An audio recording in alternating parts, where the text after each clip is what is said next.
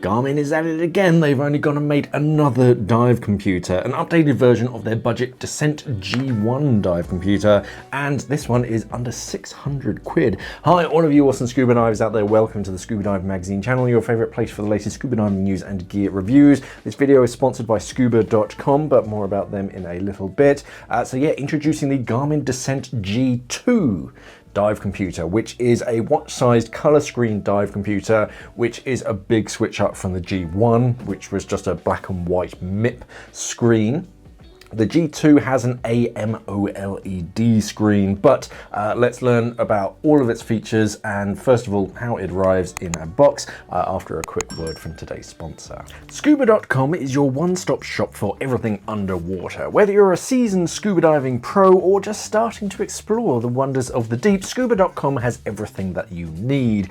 Browse their extensive selection of scuba and snorkeling equipment from leading brands, find masks, fins, BCDs, wetsuits and regulators and everything else that you need for a comfortable and safe dive. Scuba.com's team consists of highly trained and experienced professionals who have dived all over the world. Get personalized recommendations for the perfect gear, no matter your diving destination or style. Ready to take the plunge? Scuba.com offers scuba diving classes from all levels, from beginner open water diver certification to advanced technical diving courses. If you're looking for the ultimate underwater adventure, Scuba.com curates diving trips around the globe to exotic destinations. Dive into a world of possibilities with Scuba.com. This is how it arrives in a neat little box. It's got information, a picture on the front, info at the back, barcodes and the usual stuff. A little seal that you have to peel off, and then a proper like presentation box. The computer itself with a little sticky protecting the lens. If I just take that out, there's a little. Feels like there's something in here as well.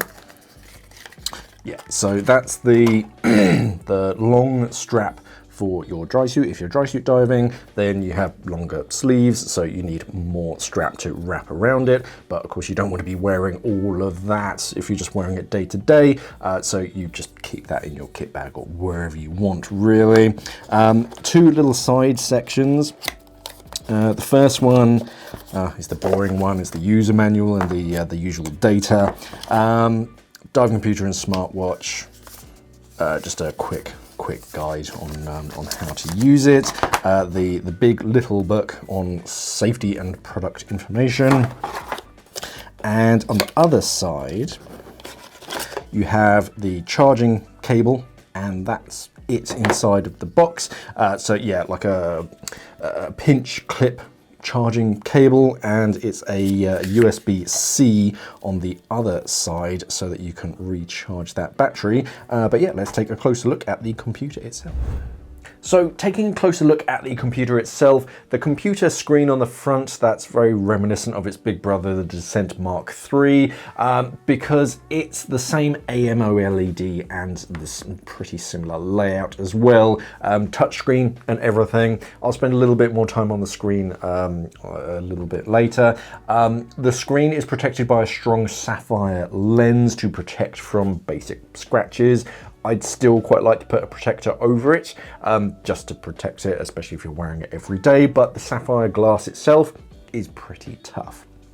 100% of the plastic used to make the watch's housing, the bezel and the buttons is made from recycled ocean-bound plastics with a 100-meter maximum depth rating, which is pretty good. There are two color options, a black one like this and what Garmin call Paloma Shell Pink. A 5-button user interface.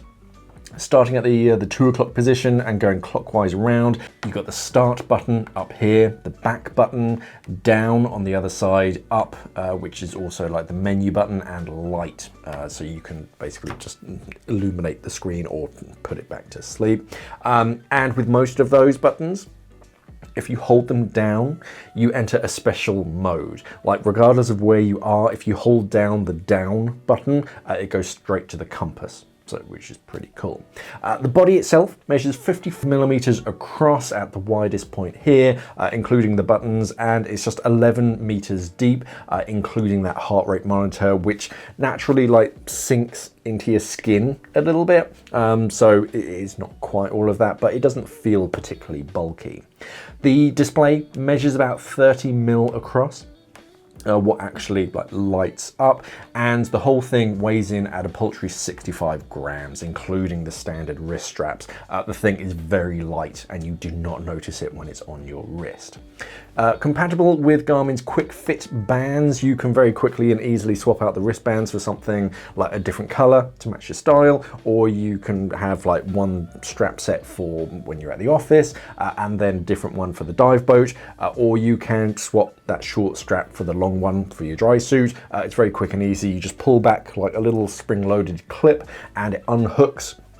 Replacing it, you just push it and it's like a push-click motion, but once it's on, it's on. It's very hard to activate that mechanism once it's actually on your wrist. On the underside, you'll notice the heart rate monitor that watches you all day long, even when you're asleep, when you're wearing it obviously, and it contributes to your like dive readiness score.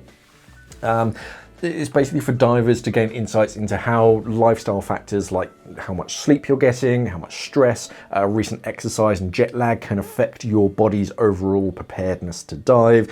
So when I first wake up in the morning, it's at 100%, but after some exercise or something, or if I'm feeling a bit run down, it'll tell me, hey, let's be a little bit more like conservative. I think the lowest score that I've seen so far has been like 49%. So it's just a reminder. A higher readiness score may suggest that, yeah, it's fine, whilst a lower score, it can be a reason to consider using either a higher conservatism setting or to choose an easier dive. Just, you know, oh, okay, maybe I should take it easy on this dive. I won't go quite down so deep, or yeah, you know what, I'll change my, my gradient factor.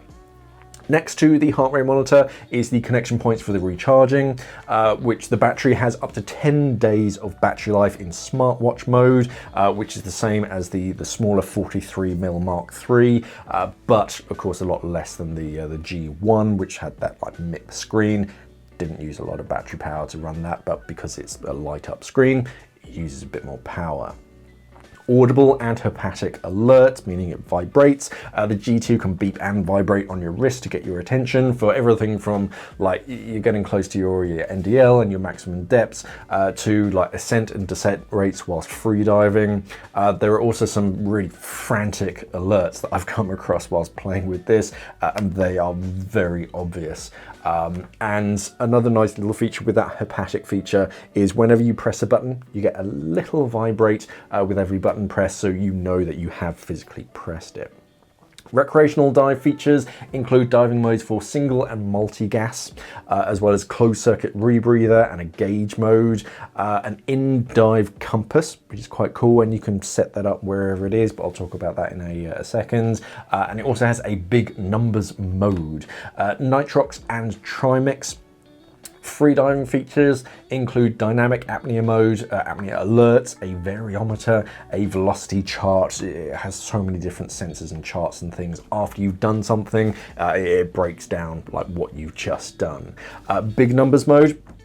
It is just what you think it is. It shows all of the important information, big and bold on one screen, so you don't get lost in like too much information all on one screen, depending on what you prefer. Because it's a relatively small screen, they're like, hey, you know what? If you've got good eyesight, you can have as much information on the screen. If you don't, then you can just have the big information.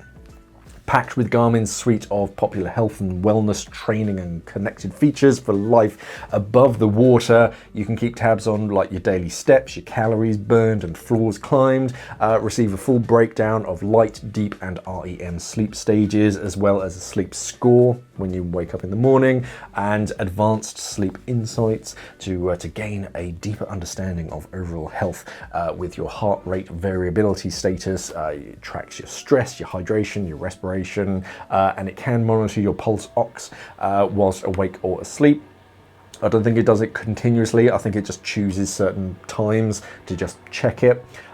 You can pair it with a compatible Apple or Android smartphone, receive emails and text messages and alerts on this from your phone, and get a complete look at your health and fitness stats with Garmin Connect. It also has instant detection and assistance with Live Track, which creates like a real-time view of your location during an activity, so friends and family can either follow along, or if you do have an incident, it kind of alerts your designated person.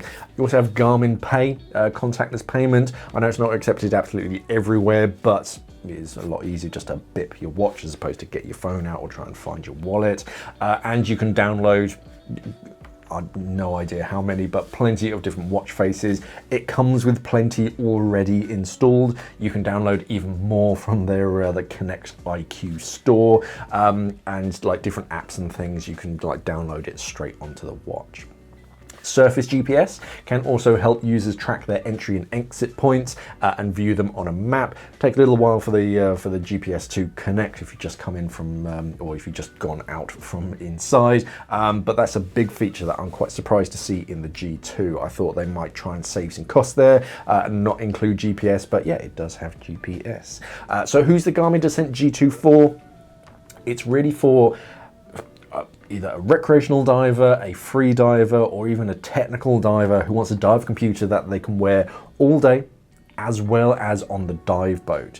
It's not quite as fancy as the Descent Mark III because of the plastic body and the inside. It feels like it doesn't have the same amount of features inside as the Mark III. It felt a little bit more complicated than the Mark III as well, but once you get your head around it, it'll be perfectly fine. It's perfectly serviceable, very like easy to use. It was just, I found the Mark III a bit more easy to use, if that makes sense. And it has more modes inside of it, like running and swimming and hiking and kayaking and all that kind of stuff that you could shake a stick at. But yeah, I did find the Mark III a bit more refined, but it's a lot more expensive. What I did like, there's a ton of customization. Even on the dive screen, you get to a point where you can pick and choose what information shows in certain spots on that screen, and you can add extra screens and things. You can add specific sports other than scuba diving that you can track, and you can, there's like a tally chart that you can go, yeah, I want this, that, and the other. These are the sports that I take part in, and they show up. Whilst it did take me a little while to get used to which of the 5 buttons did what, in our modern touchscreen world, the touchscreen is very intuitive. It does disable during certain activities, so it's not going to be always on, but on the surface it's quite easy just to swipe around and find what you need, as opposed to up, and select.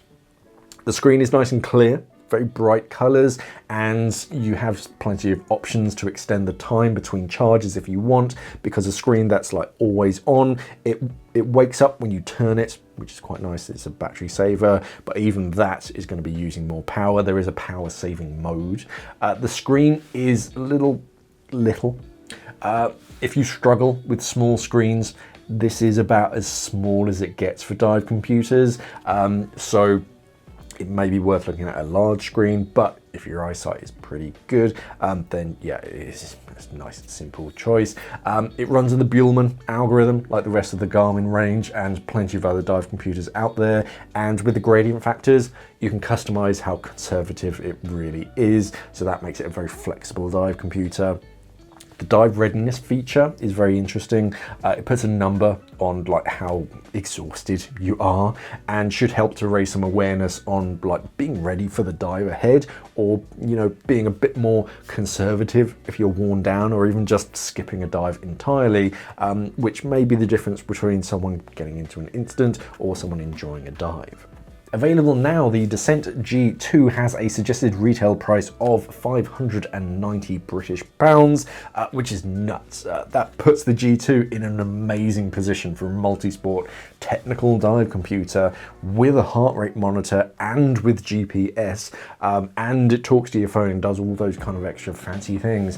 The one thing that it doesn't do, it doesn't have wireless air integration, which isn't a deal breaker for a lot of divers. It's a nice feature to have, but it's far from essential. I've only had it for what, 20, well, literally 24 hours now, and I'm still discovering settings. So it is a nice piece of kit. So if you're in the market for a budget multi-sport watch that has plenty of dive features as well, and you're not fussed about wireless air integration, then it is a top choice at a very reasonable price. But let me know what you think about it down in the comments below, and you can read more about it on Garmin's website or on today's sponsor's website, scuba.com. I'll pop a link up here in the corner of the screen and one down in the description under this video to find it. Don't forget to like and subscribe to the channel here on YouTube if you're new. Thank you for watching, everybody, and of course, safe diving.